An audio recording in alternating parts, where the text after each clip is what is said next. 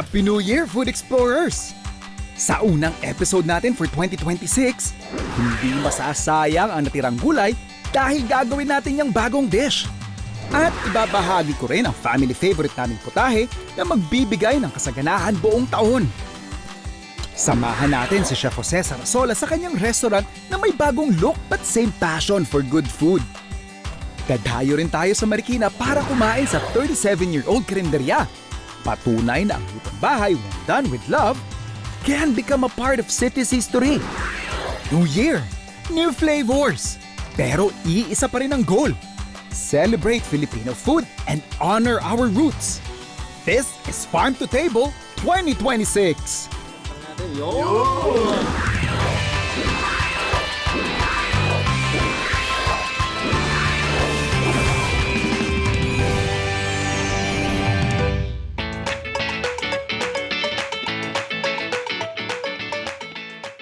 Pag mga gantong after big celebrations or kunyari holidays, I'm sure marami sa atin blessed enough na marami tayong leftover.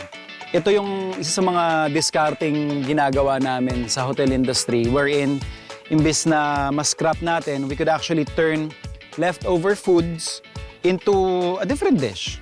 Kagaya nito, kunyari yung mga garnish natin or side dish na vegetables, buttered vegetables.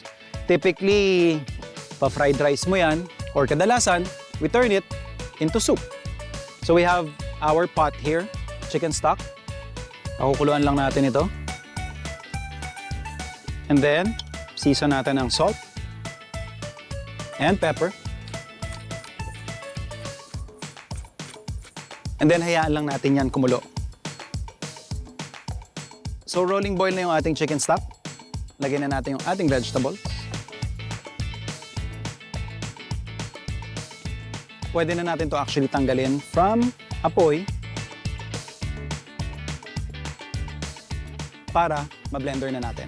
Using yung ating stick blender, syempre pag nasa bahay kayo, kahit yung ordinary blender, pwedeng-pwede lang. The purpose lang naman ito is to puree yung ating vegetables.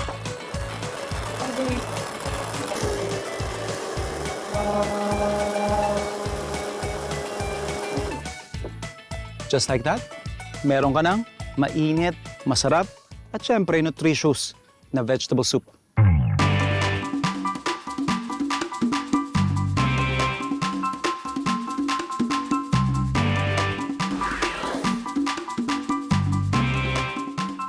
Somehow, halos pareho pa rin naman yung lasa niya. Pero because of the texture, and of course yung chicken stock natin, panalo to eh. This is like a comforting soup na pwede mong i-freezer. Pag sobra pa rin yung nagawa mo, and then painit mo, you can even make this into soup. Lagyan mo ng mga leftover pa na mga lechon, mga ham. Napakadaling i-elevate nitong dish na to. Pasok na pasok sa budget, walang sayang.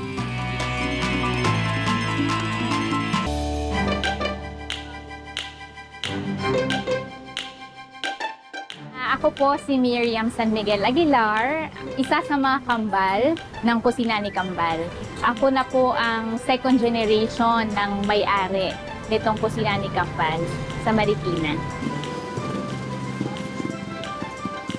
Kasi itong Kusina ni Kambal na karinderya, landmark na ito. Dahil 37 years na to, marami na nga rin nangyari dyan na iba sa harap namin. Kami na lang yung natira dito na tindang karinderya na andito pa rin hanggang ngayon. Kaya kilala na siya dito sa Marikina. At ang tourism ng Marikina, laging nakikipag-partner din sa amin. Dahil, syempre, yung history na rin, kasama na rin kami sa history ng Marikina. Syempre, dito sa Marikina, gustong-gusto nilang everlasting at walk na to eh.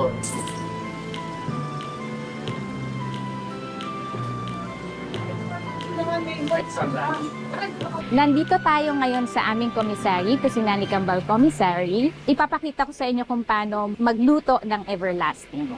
Mainit na nga ating kawali. Gigisa lang natin ang karne sa sibuyas at sa bawang. Ito ay 1 kilo ng ground pork. Itong everlasting, kaya to nagsimula kasi, di ba nung unang panahon naman wala namang ref, kaya nung na-discover nila na ito ay tumatagal. Naging paborito na siya ng mga Marikenyo. Kaya rin everlasting ang tawag sa kanya. Pwede siyang iwan lang sa labas ng 3 days. Walang ref yun. Hindi mo kailangan i-ref. Dagdag na tayo ng pickles. Pickle relish ito. Ito, hot dog. Tomato paste. Para pumula. Bell pepper. Minced bell pepper. Raisins. At ang ating seasonings. Asukal ng konti. Pagkaluto nito, hahanguin na natin siya para lumamig. Kasi hindi pwedeng idirekta dito ang itlog habang mainit na mainit. Dahil magiging scrambled egg.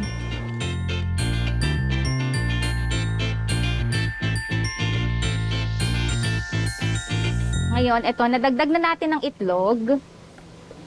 Hahaluin lang natin ng maigi. Yan parang masabaw na siya. Tapos ihahanda na natin ang ating mga llanera.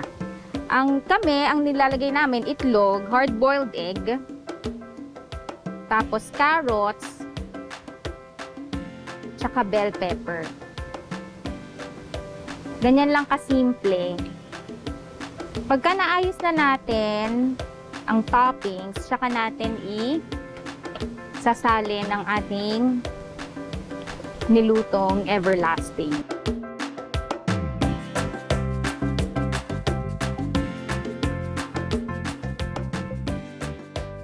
Isasalang na natin siya sa steamer. 45 minutes of steaming, tapos ready na yung inyong everlasting.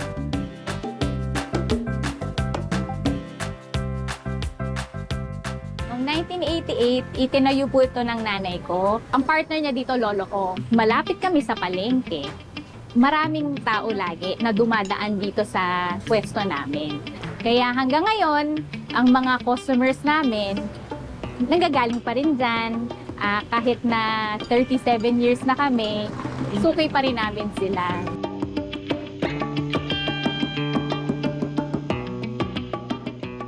Every morning na mamamalengke ako, lagi akong kumakain dito ng breakfast. Ang favorite ko ay wak na toy at saka yung lumpia.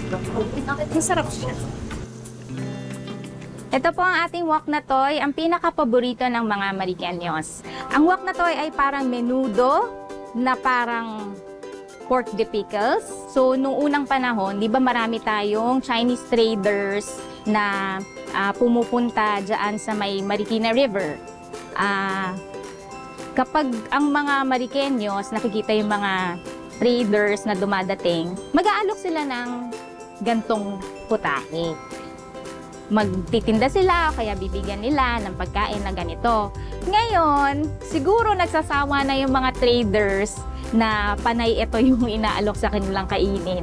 Kaya, may nagsasabi na, wag na toy, wag na toy. Wag na to, toy. Wag na toy, wag na toy. Doon po nagsimula ang pangalan ng wag na toy. Kasi naghahanap sila ng relleno. Sabi ko, dito tayo sa masarap na relleno. 10 over 10, I would say. Kasi yung mga staff nila friendly. Now, the quality of the food, I tried the kare-kare. It's really good. Yung lugaw lang po. Okay na, napakasarap. Kami, kasi naniniwala kami na kapag maganda yung quality ng pagkain na nasa-serve namin, pati ang customer service namin, naniniwala kaming babalik at babalik ang mga customers. Ngayon po, magpe-prepare na tayo ng palabok. Ang palabok namin ay naka-tubs na para madali na siyang i-take out. Lalagay po muna natin ang palabok sauce. Kamyas. Kinalakihan ko na may kamyas ang palabok namin. Na-introduce ako sa palabok nung bata ako kasi every Holy Thursday, mag-iimbita ang panganay na kapatid ng lolo ko sa bahay nila ito lang ang lagi niyang handa, palabok, na napakasarap at lagi may kamyas yun. Maasim kasi ang kamyas hindi ba? So kapag nakain mo siya, nakagat mo siya habang kumakain ka ng palabok, interesting yung sourness nung kamyas, yung mabibigay niyang freshness doon sa palabok. Ang talagang inisip ni Mami, ayaw niya ng basa-basa na karinderya. But most especially, gusto niyang magtagal ito kahit na sa mga kaapu-apuhan pa niya kasi gusto niyang nagpapakain ng mga tao.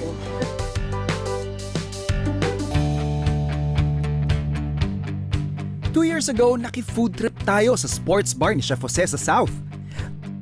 Pero gaya ng kahit anong recipe, minsan kailangan natin ng fresh twist. Ano-ano kaya ang bagong timpla ng Bistro 75? At sa wakas, nandito na ako ngayon sa Bistro 75. After mga ilang plans natin. I know, bro, parang- I-invite mo ako, hindi ako nakakapunta. Pero ngayon, sa wakas. Parang 2 years na yung invite na 2 to. years na ba? Finally, nakarating ka na. And syempre, bago na rin, di ba? Bago na rin, ayun na nga. And ano ba yung mga nakalatag dito ngayon? Basically, yung bangus natin. Meron tayong chicken tocino, beef tapa, and longganisa. So what I did basically is parang one of each na may pork, may beef, may chicken, may fish tayo. Ayun na nga. Ako kasi personally, favorite ko talaga yung bangus. Bangus! So parang gusto ko talaga. Sige. Subukan to. Sa'yo yung bangus. Ayan. Kamusta yung bangus, bro? Sarap, bro. I think yung bangus isa sa mga best sellers namin yan kasi talagang perfect breakfast na talaga siya. Pero bro, I heard na nag-rebrand ka daw. Yeah. So originally, ano ba yung concept mo going into yung concept mo ngayon? Ano ba yung difference? So basically, yung past 15 years, this was a sports bar called Avenue 75.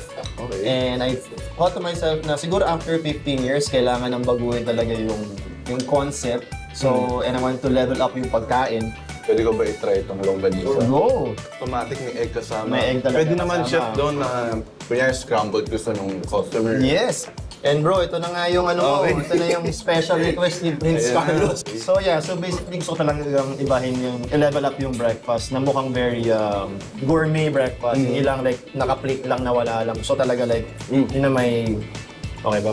It's better. Perfect bro. And by the way, may brewed coffee na, ano talaga to, Americano, may mga latte na kami dito na before wala akong ganun. Ano lang, regular coffee lang Yeah. for mga, pang gusto mag-coffee, which is very once in a while kasi sports bar eh. Pero since bistro na ako, level up na rin kami, may coffee na rin May kami, ice, may ice na rin kami, may latte, may cafe mocha, may Americano. So talagang a lot of new things talaga.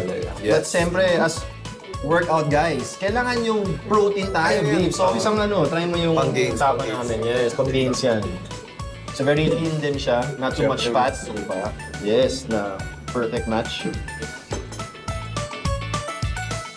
Ako mahilig talaga ako kumain pero one thing about me, di ako marunong magluto bro. Kaya nga nandito ako para maturuan mo rin ako magluto, di ba? After nito, tuturuan ako. Yun pala yung gusto. Yes. Pero mamaya, luto tayo ng mga main dishes ko naman na samahan mo ko sa kusina mamaya. Okay. Exciting.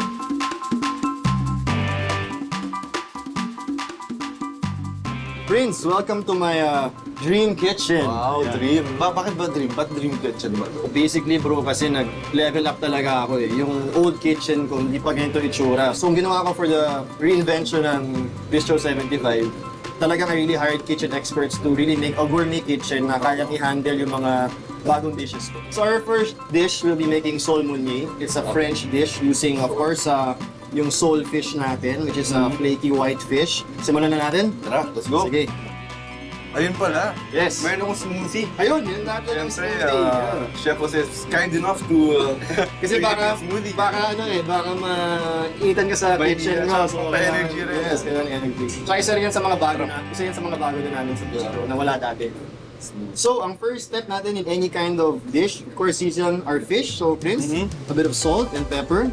A bit lang, a Yes, bit. yes, just generously. See? So, May touch ka pala, yes. Enough amount yan. Pepper naman tayo. Okay. So, next naman, gently, para hindi siya masira, i-flip natin yung fish. Gusto mo akong gumawa yan? Ayan! There you go. Yan. Flip lang natin. Yun! Ang next step naman natin, we're gonna be getting our fish, placing it sa flour natin. So, kukot mo siya ng both sides and put it back here. Then again, flip it na lang. There you go. Okay lang yan. So, ang next step naman, mag-fry na tayo. Nakakabahan ako dito. Right. Fishing. Yan. So that's the sound we want, yung sizzling sound. So usually mga around 5 minutes per side. We just want that light crust, pero hindi siya sunog. Yung sakto lang talaga. So, ayun bro, our fish is almost done. So we'll make the fish just rest on the side. So around siya 5 to 8 minutes per side. So next naman, let's start on our sauce. Right. Butter muna tayo. Right, so next 1 teaspoon of garlic. Yes. Pwede ka pag capers as well? Lahat na. Yes, lahat na. Lahat na. Next naman, let's squeeze some lemon. Right. And then lastly, of course, our wine. Anong wine to siya? Marsala wine tayo. Marsala It's white wine. Just pour everything inside. So yun na yung sauce natin. So siguro lang to, like 2 or 3 minutes just to combine everything. On the side, meron na rin tayong beans na ginawa natin, na blinange natin. Just a bit of butter on our beans. Okay. Lagay na rin, yes. So pag nag-melt na yung butter natin, we can now start to plate our solmonier. Okay, let's go. Right. Adding our sauce on top. Okay. Yan. Ito muna. Yes, yan muna. Just on top of the fish, papaba lang. Yes, there you go. So next naman, we can now add our fries to our side.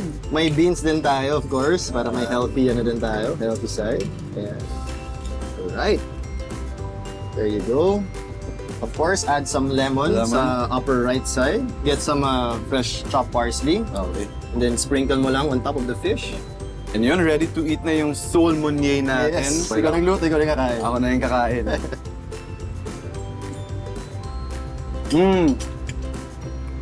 Sarap.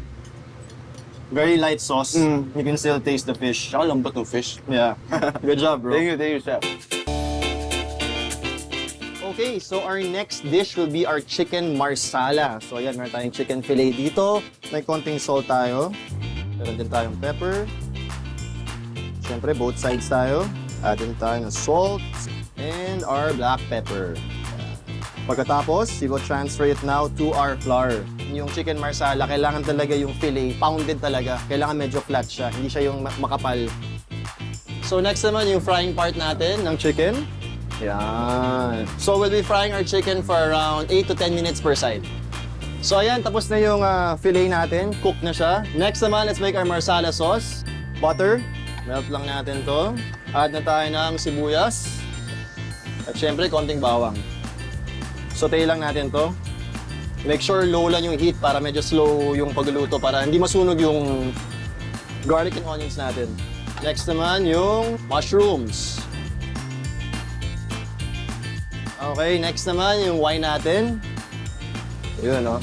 At syempre to add the creamy texture sa marsala, of course, cream. So quick lang naman to. After 1 minute, we can plate our chicken marsala. Yun. There you go. Good combination. Good. Yung cream medyo nalalasahan mo ng konti. So it kind of balances out yung buong dish. Yung mushroom masarap, yung chicken perfect. May pagkaano siya eh, matigas na ang sarap niyang kainin pag gano'n. Nasakto lang. Sakto lang. Yes. Approve. Ni Chef Prince. Chef Prince. Sarap. Next naman, I think is one of our more classier, yung Kurobota pork chop naman natin. So as you can see, very thick cut siya ng pork chop. So hindi siya yung usual pork chop na kasanayan natin. Very tender siya. Sa bagay, ito yung steaks ng pork chop naman. Na very level up talaga siya. Of course, season very generously with salt. Meron din tayong black pepper, some thyme and rosemary. Pero dapat usually fresh talaga, pero nabusan tayo. So dried herbs tayo today. Of course, some olive oil. Massage lang natin. Yan. Right. Next step naman, mag-grill na tayo. So gusto ko lang ma-sear yung outside part ng pork chop natin. Basically, hindi naman siya kinukook all the way. Gusto ko lang siya magkaroon ng parang grill marks sa pork chop. Yan yung grill marks na gusto ko talaga. Ganda ng mga lines. Okay, since okay na yung charring natin on all sides, ayun, na-sear na siya ng maganda. Our next step, we'll be finishing our pork chop sa oven naman. Alright, after a few minutes, let's check on our Kurobota pork chop. Ayan. Woo! Tara, plate na tayo. So meron tayong ditong homemade apple sauce. take our pork chop. Then, syempre, meron din tayong mga greens as well. Tayong konting cauliflower. Meron tayong broccoli. Carrots tayo.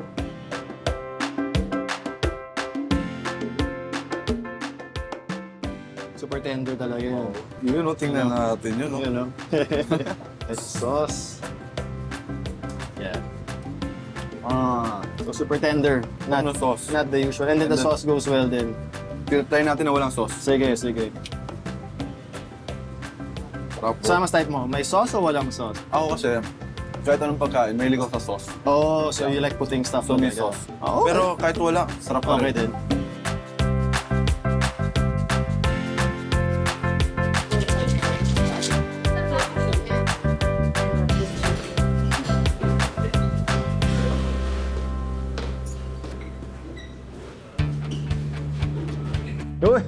Yun, dito ko pala. Yes, sir. Yes, ganda dito Thank you, thank you. Welcome to Room 75. Room 75. Yes. Parang man cave yung datingan. Parang ganun yung vision ko talaga. This used to be a videoke room dati. Okay. So from videoke room to man cave / speakeasy. Okay, so yan, naghanda ako ng mga drinks para sa atin, bro. Of course, yung unang-una dyan, yung salted caramel martini, which is vodka-based. Meron tayong Negroni, which is gin-based. Vodka, And syempre, may siesta tayo. Ito naman, tequila. Tequila. So, kahit siesta siya, may sipa. Sipa, may kick eh. Cheers, bro. Cheers, Thanks for coming cheers. to Thank you Room for inviting 75. me. Sarap. Suabe lang. Suabe lang. Since siesta, ito naman pampagising. Yan, pwede diba? Mix na, perfect Pwede mix na. Oo. Pwede, sarap. Coffee yung lasa. Yes. The main goal was to transform the sports bar to a bistro na making it look like a place where you Yeah. can bring your family for lunch, merienda, coffee, a good dinner with a date. But then sa gabi, pwede pa rin siyang maging bar night. So, yeah. I mean, thanks for coming. And, Thank you for inviting yeah, thank you, me. Prince, Sure. for coming. Hopefully you Thank you, I enjoyed. And, yan, sa lahat ng mga kapuso, gusto ko lang kayo invite sa Bistro 75. So, if you're in the South area, please check out my new and improved restaurant.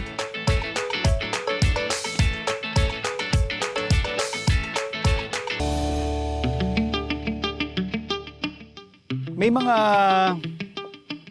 tradisyon kami sa bahay na kinamulatan ko sa aking ama na kapag bagong taon, may mga bawal at talagang hindi nawawala sa aming hapag. Bawal is manok. Sabi kasi ni Erpat, parang dahil daw isang kahig, isang tuka ang manok, ang hindi naman nawawala sa amin is any form of noodles. Parang birthday. Diba? Parang long life. And also, sinasahugan namin ito ng maraming gulay to signify or welcome abundance. So papakita ko lang sa inyo ang ating pansit gisado. So nakat na natin yung ating baboy. Pwede na natin yung isang kutsa. Generous amount of cooking oil.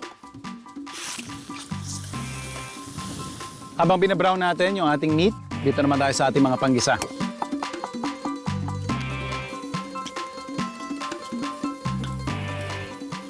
Deglaze natin ng chicken stock. So habang pinakukuluan natin yung ating baboy, best time para i-prepare naman yung gulay. So we have our carrots.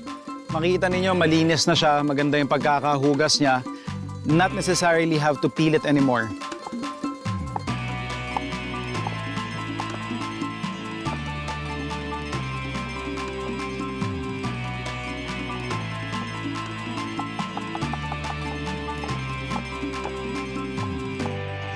At this point, actually, luto na yung baboy natin. Season lang natin ng soy sauce. And then, lalagay ko yung ating carrots. Baguio beans, tsaka yung celery natin. Lulutuin lang natin ito siguro mga another 2 minutes. Then finally, yung cabbage natin. Yung ating pinaka mga sahog, set aside ko yan. Para syempre hindi ma-overcook. Parang lalabas yan, magiging garnish na lang. Yung ating bihon. Season natin to ng soy sauce. Then hayaan lang natin na ma-soak up at ma-rehydrate yung ating bihon. Then adjust na natin yung timpla niyan mamaya. So okay na yung ating pansit. Itotoss na lang natin doon sa ating mga gulay at saka yung karne. Pwede tayo mag-serve.